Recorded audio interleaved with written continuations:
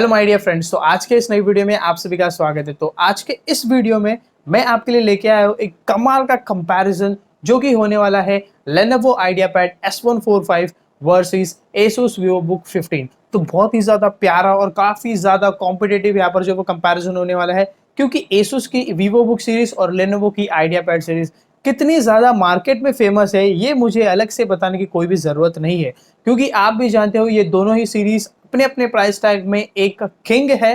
क्योंकि वो जो स्पेसिफिकेशंस ऑफर करती है, जो आपको प्रोडक्ट रिलायबिलिटी मिलती है, वो बहुत ही ज्यादा टॉप नॉच और टॉप लेवल की होती है। So let's get jump into the comparison. So firstly मेरे पास है हमारा Lenovo IdeaPad S145। तो जैसे कि इसके स्पेसिफिकेशंस वैसे आप सभी को पता ही है, Asus के भी पता होंगे, बट यहाँ पर हम लाइव कंपैरिजन करेंगे और वो छोटी छोटी चीज़ों पे हम जो है ध्यान देने वाले हैं कि जो आपकी जो डिसाइडिंग फैक्टर बन जाएगी कि आपको Asus लेना चाहिए या फिर आपको Lenovo लेना चाहिए। सो यहाँ पर मैं सबसे पहले बात करता हूँ तो बिल्ड क्वालिटी दोनों की काफ़ी ज़्यादा अच्छी है, बट अगर मैं सीरियसली कहूँ तो यहाँ पर आपको थोड़ी बहुत जो है वो Asus की बिल्ड क्वालिटी बहुत ही ज़्यादा अच्छी लगेगी, बिकॉज वहाँ पर थोड़ी आपको जो वो कॉम्पैक्टनेस देखने को मिल जाती है। थोड़ा कॉम्पैक्ट डिज़ाइन है उसका और बहुत ही ज़्यादा एक रिलायबल डिज़ाइन है। तो ये रहा हमारा Asus का VivoBook 15। तो जैसे कि आप देख सकते हो, मैंने कॉम्पैक्ट कहा था, क्यों कहा था, क्योंकि यहाँ पर आपको एक्चुअल में कॉम्पैक्टनेस देखने को मिल जाती है। वैसे ये 15.6 इंचेस की एक फुल HD प्लस की डिस्प्ले है, same as it is Lenovo IdeaPad S145 की तरह। यहाँ पर आपको बेजल्स बहुत ज़्यादा थिन देखने को मिलते हैं, यानी कि थोड़ा फ्यूचर प्रूफ भी है। फ्यूचर प्रूफ यानी कि ट्रेंड के साथ जाने वाला लैपटॉप है। वहीं पर आपको जो Lenovo है वहाँ पर थोड़े आपको जो है वो बड़े एजेस देखने को मिल जाते हैं डाउन साइड में। ओवरऑल काफ़ी ज़्यादा अच्छे हैं, दोनों ही बहुत ही बढ़िया डिस्प्ले के साथ आते हैं। प्लस मुझे इसका एक बेनिफिट लगता है कि आपको इसमें जो है एक एर्गो लिफ्ट देखने को मिलता है, यानी कि एक छोटा सा हिंज देखने को मिलता है। जैसे ही आप इसकी जो वो स्क्रीन को ओपन करते हो तो उसकी वजह से क्या होता है, आपका जो वेंटिलेशन है वो बहुत अच्छी तरीके से वर्क करता है। तो ये छोटी सी एक चीज़ है, बट वही आपके लिए बहुत बड़ा डिसाइडिंग फैक्टर हो जाती है, क्योंकि अगर जितना कम हीट होगा आपका डिवाइस, उतना ही मैक्सिमम आउटपुट आपको प्रोवाइड करेगा। तो वही डिफरेंस है Asus में और हमारे Lenovo IdeaPad S145 में। हालांकि बहुत ही ज़्यादा हैवी है तो दोनों को संभालने के लिए थोड़ा दिक्कत आ सकती है, पर दोनों ही लैपटॉप्स बहुत ही ज़्यादा कमाल के हैं। तो ओवरऑल मैं बात करता हूँ तो बहुत ही अच्छी है। अगर मैं यहाँ पर टाइपिंग की बात करता हूँ तो दोनों ही लैपटॉप से आपको कोई भी ऐसे इश्यूज नहीं आएंगे। हाँ, थोड़ी कंफर्टनेस में कहूँगा Asus के पास है compare to Lenovo IdeaPad S145। Track pads दोनों के बहुत ही ज़्यादा कमाल के हैं। दोनों में आपको काफ़ी बढ़िया यहाँ पर जो वो सपोर्ट देखने को मिलता है ट्रैक पैड वाले सेक्शन में। तो सेम फीचर्स है, सेम सभी कुछ है, तो ऐसी कोई दिक्कत की बात नहीं है। बट फिर भी यहाँ पर दो ऐसी चीज़ें जो आपको ध्यान देनी होगी Asus के मामले में। तो जो प्लस पॉइंट जो हमारे Asus के पास है, जो दो प्लस पॉइंट्स है, उसमें से फर्स्ट है बैकलाइट कीबोर्ड्स, जो हमें Lenovo ऑफर नहीं करता है। तो कहीं ना कहीं Lenovo यहाँ पर जो लैक करता है। और वही यहाँ पर आपको सिक्योरिटी के मामले में जो है वो Asus बहुत ही ज़्यादा अच्छा है, क्योंकि आपको इसमें जो है वो फिंगरप्रिंट सेंसर का भी सपोर्ट देखने को मिलता है, यानी कि same as it is like a smartphone. तो आपको सिक्योरिटी में कोई भी ऐसे टेंशन नहीं है। आप पासवर्ड यूज़ कर सकते हो, आप पिन यूज़ कर सकते हो, और आप इसमें जो है वो फिंगरप्रिंट सेंसर को भी यूज़ कर सकते हो। हालांकि Lenovo में सिर्फ जो है फिंगरप्रिंट सेंसर मिसिंग है। तो ओवरऑल बहुत ही ज़्यादा अच्छा है। बट अभी तक की अगर बात करते हैं तो यहाँ पर जो है Asus थोड़ा आगे चल रहा है, Lenovo फिलहाल के लिए थोड़ा पीछे है। बट देख लेते हैं कि एट द एंड दोनों कहाँ पर स्टैंड करते हैं। तो आगे बात करते हैं हम इसके परफॉर्मेंस के बारे में। तो दोनों ही i3 10 जनरेशन के चिपसेट के साथ आते हैं इंटेल के। वैसे यहाँ पर मैं अगर बात करता हूँ तो दोनों में अलग अलग ऑप्शंस देखने को मिलते हैं, राइजन के भी ऑप्शंस है और इंटेल के भी है। बट आज जो मेरे पास दोनों ही डिवाइसेस है, दोनों ही जो वो इंटेल के ऑप्शंस है, i3 10 जनरेशन के साथ आते हैं। और दोनों में ही आपको जो है इंटीग्रेटेड ग्राफिक्स का सपोर्ट देखने को मिलता है, यानी कि स्पेसिफिकेशन सेम है, जो बेस फ्रीक्वेंसी है वो भी सेम है। ऑप्टिमाइजेशन दोनों का ही बहुत ज़्यादा अच्छा है। दोनों ही जो ब्रांड्स है वो बहुत ही बढ़िया लेवल की ऑप्टिमाइजेशन आपको प्रोवाइड करते हैं।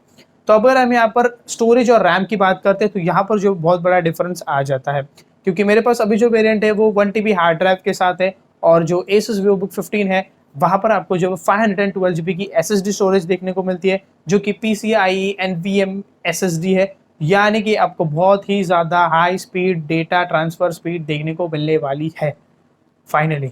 यानी कि बहुत ही ज़्यादा कमाल की स्पीड देखने को मिलेगी compare to the hard drive, because जो ये हार्ड ड्राइव है यहाँ पर आपको सिर्फ 5400 या तो 200 RPM की स्पीड देखने को मिलेगी, और वहाँ पर अप्रोक्सीमेटली 4 Gbps यानी कि बहुत ज़्यादा हो गया, मतलब MBPS में आपको जो है वो स्पीड देखने को मिलने वाली है।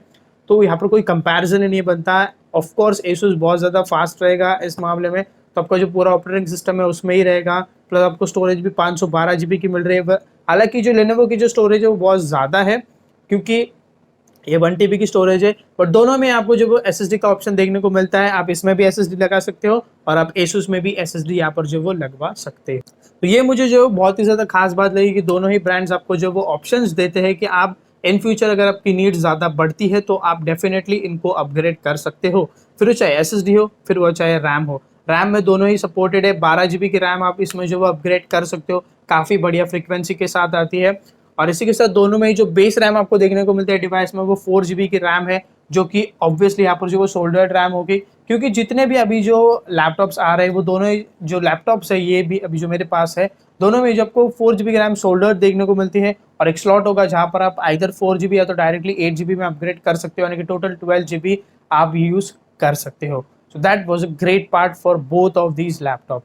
प्लस अगर हम आगे बात करते हैं तो यहाँ पर मैं अभी इसके बैटरी बैकअप के बारे में बात करना चाहूँगा। दोनों का ही बैटरी बैकअप एवरेज है, मैं ज़्यादा नहीं कहूँगा, बट फिर भी कहीं ना कहीं मुझे लगता है Asus का थोड़ा सा बेटर निकल के आता है in comparison to Lenovo IdeaPad S145। और छोटी मोटी चीज़ें होती है, जैसे कि डिस्प्ले को थोड़ा कम ब्राइटनेस पे रखना, जो वो जैसे कि वो पावर मैक्सिमाइजेशन थोड़ा आपको दे दे अच्छे से, वो ज़्यादा पावर ना कंज्यूम करे, आपको बैटरी मैक्सिमाइजेशन ज़्यादा दे, आपको अच्छा खासा बैटरी बैकअप देखने को मिलेगा। अगर आप बैकलाइट कीबोर्ड यूज़ करते हो तो थोड़ी बैटरी कंजम्पशन होगी। तो ये छोटी छोटी चीज़ें होती है जो आपको ध्यान रखनी होती है कभी भी अगर आप लैपटॉप की यूज़ करते हो, और अगर आपको ज़्यादा करके बैटरी जो है वो सेव करनी होती है। So small small things to be remembered to save the battery life. Plus अगर मैं बात करता हूँ इनके पोर्ट्स के मामले में, तो पोर्ट्स में तो कमाल ही है, दोनों ही आपको सभी तरह के पोर्ट्स ऑफर करते हैं। बट फिर भी लेनोवो ने अब तक टाइप सी पोर्ट क्यों नहीं दिया, ये बहुत बड़ा सवाल मुझे अभी तक, मतलब अभी तक है। बिकॉज Asus ने टाइप सी देना शुरू कर दिया है, मतलब पहले से ही देता आ रहा है, और वो भी काफ़ी बढ़िया स्पीड के साथ। और अभी जो जो और ब्रांड्स है जैसे कि एसर है, फिर चाहे HP है, सभी ब्रांड्स आपको टाइप सी ऑफर करते हैं। बट लेनोवो ने अब तक क्यों नहीं ऑफर किया है उसकी आइडियापैड सीरीज में, we don't know the answer.